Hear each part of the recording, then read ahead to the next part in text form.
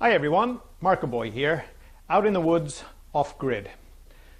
A number of years ago, I built this bedroom door from Western red cedar and an old porthole that I paid $2 for in a local junk shop. Today, along with Janer B and Trimmerboy, Plainaboy, call him what you will, I'll be building a new door for the Sauna shower project. This project has been on the books for many years, and it's time we got on with it. I'm going to use some red cedar which floated in about 20 years ago. At that time, I milled it up with my Alaska mill rig, and it's been drying ever since. We also have a small bronze porthole, which son of Markaboy salvaged from an abandoned vessel up the coast. And I'm going to incorporate the porthole into the door design, just as I did with the bedroom door. This is where the door will hang, using this track and these rollers. So it's off we go. By the way, if you aren't subscribed to my channel yet, please click up here and join my other subscribers. Keep all your comments and questions coming. I really enjoy hearing from you all.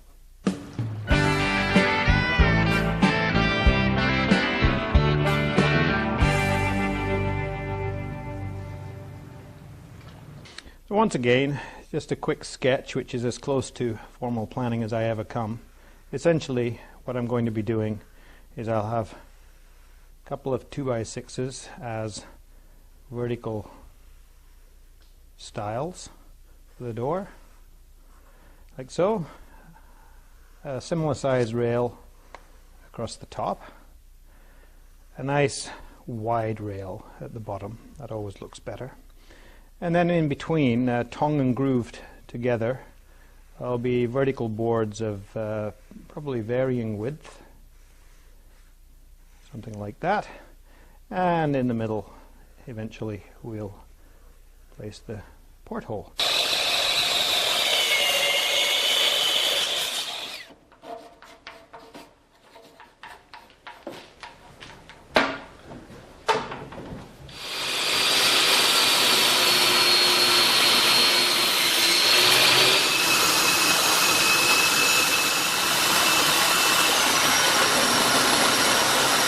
All the boards are planed to thickness now. I've got them at 1 inch and 7/8, which is a nice fat size for the kind of door that I'm wanting to build. Some of them I could keep planing and planing. Some of them have blemishes as a result of the wood floating around in the ocean for a month or years, I don't know how long.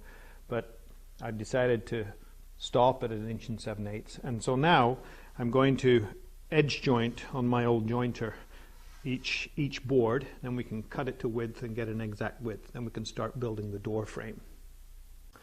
One of the things about being off-grid and only having electricity supplied by a generator, I've just got a 3,000 watt Honda generator, is that not all electric motors will start. If they start, then they don't run very well. This particular motor on my old jointer here, I've had to rig it up so that I've got a clutch mechanism to release the drivetrain while I start the motor.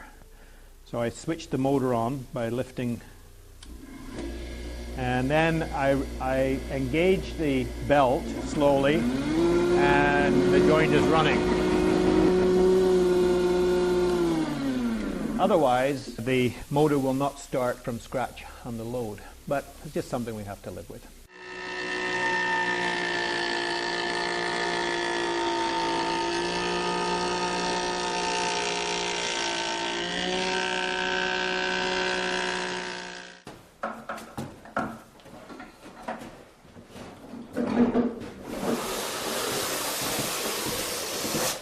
This is one of the styles, or styles to be. I'm concentrating now on assembling the 4 pieces for the door frame, the 2 vertical stiles and the 2 horizontal rails. I have cut all of these pieces oversized to be trimmed down to the size that I want. I have jointed one side of the board. Now I'm going to, using the table saw, I'm going to cut them just 1/16 oversize on the table saw, to be jointed down to exactly my dimension, which in this case is 6 inches.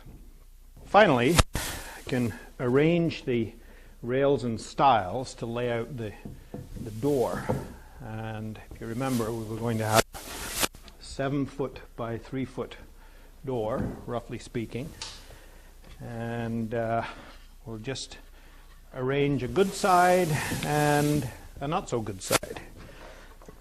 So have that as the back. This is the bottom. One of the beauties of biscuit joinery is that once you figure out how many biscuits you're going to need and the general layout, you simply mark their position ready to apply the jointer, and make sure that the markings correspond on each side of the join. And I've also got my joins marked AA, BB, CC, DD, just for insurance purposes. So now I can go ahead and cut my first set of slots referenced against the face of what's going to be the finished door.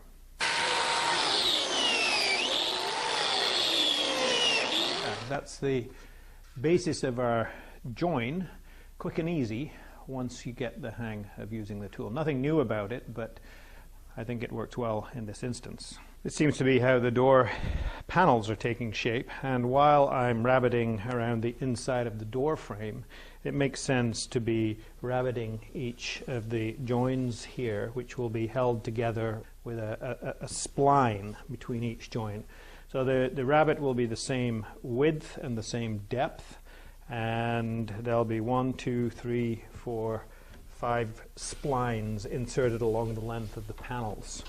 And at either end, once the panels are cut to size, there'll be a tongue will be machined on the end that will fit into the rabbet in the upper and lower rail.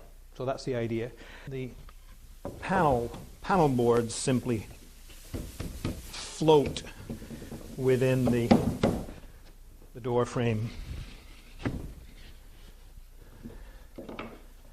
And the remarkable thing is that the whole thing will be held together with these biscuits that are used to glue the whole door frame together.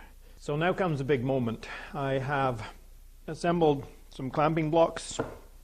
These are the clamps that I'm going to use. Pretty strong British made record clamps. I got my glue that's been warming by the fire. The ambient temperature in the shop here in winter time is not too great, but we'll crank the fire up while the glue's curing.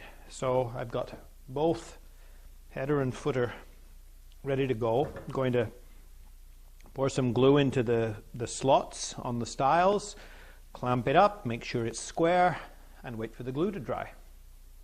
The glue's dried, the clamps are all off. I've done a little preliminary sanding, and now it's time to place the porthole before we hang the door. And Jane and B and I have decided that 5 feet for the center of the porthole would be just fine. So right in the middle of the join here, I'm going to place my dividers and mark the line of the hole that I'm going to cut with the jigsaw.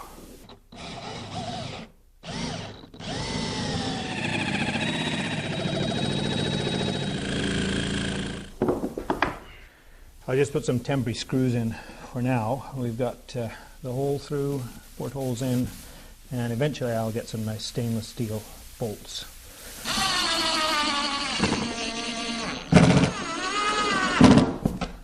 It's okay? So that's okay. Now I have to fit the hangers to the inside top of the door, and when the hangers are on, we can mount the rail and install the door.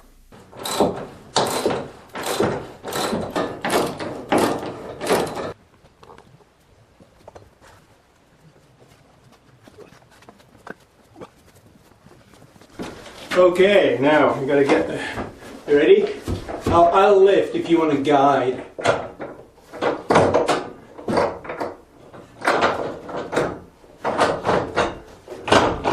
Hey! Oh! Ah! It's too easy! And that's it.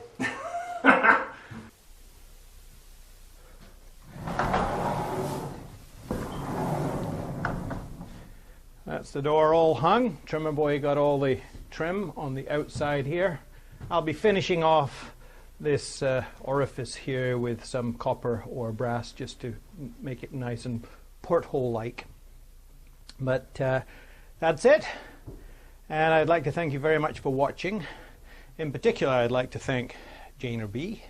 And I would like to thank Planer Boy, Trimmer Boy, call him what you will, for all his outstanding help, both now and over the years. And just a reminder, if you're not subscribed to my channel, please click on the subscribe button, have a look around my channel. Thanks for watching, and I'll see you next time.